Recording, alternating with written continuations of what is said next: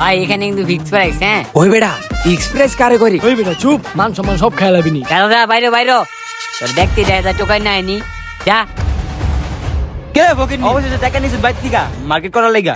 আমি ওরা কইছি বন্ধু মার্কেট না করলে আমাদের সাথে মিশবি না। ভাত দে না বন্ধু, আমি তো মার্কেট করতে যাইতাছি, তারপরও কেন কইতাছস? আমি যদি বন্ধু তগ মতন বড় লোক হইতাম তাইলে আমিও তগ মতন দামি দামি জামা কাপড় কিনতাম, বুঝছো? এমন ফকিন্নির মতন কি আর ঘুরতাম ক?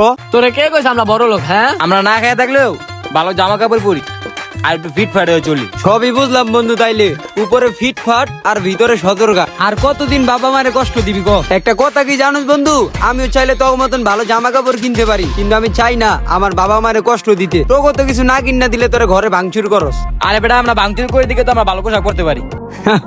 তগ লগে কথা বারে লাভ নাই, চল। বন্ধু সামনে একটা ভালো ব্র্যান্ডের সব আছে, চল। আচ্ছা চল। ভাই আহেন আহেন কি লাগবো দেখে যান, ভালো ভালো প্রোডাক্ট আছে।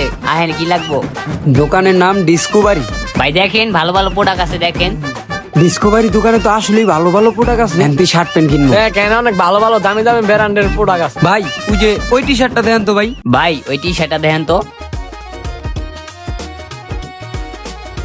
দেখো ভাইয়া ভালো প্রোডাক্ট বুঝছো ভাই, এখানে কিন্তু ফিক্স প্রাইস। হ্যাঁ ওকে ভাই নো প্রবলেম।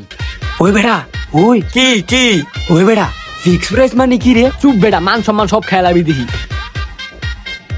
চলে না ভাই, এটার প্রাইস কত? ভাই প্রাইস হচ্ছে গিয়ে 1200 টাকা। ও মোর আল্লাহ, ও কয় কি হয় ভাই এত দাম কে? এগুলা তো আমি কয়দিন আগে 300 টাকা করে কিনলাম। ধরো ভাই ওটি তো ব্যানগারি মাল, এটি কি ব্যানগারি মাল? দেখেন না এটা ব্যান্ডের দোকান। ভাই ভাও কথা কয়ে লাভ নাই, 250 হইলে প্যাক করে দেন। এই হালাই কয় কি? মান সম্মান সব শেষ। তো চেহারা দেখলে তো পছন্দ হচ্ছে এটা ফকিনি বেটা। তুই হারা বছর ব্যানগাইতে মাল কিনছস, অন্য এসেছিস ব্যান্ডের দোকানে 800 টাকা শার্ট নিতে। যা বুঝলাম না ভাই, আপনি কি আমাকে অপমান করতেছেন? যা তো যা বাইরে তোরা দেখতে টোকাই নাইনি বেটা, যা বাইরে।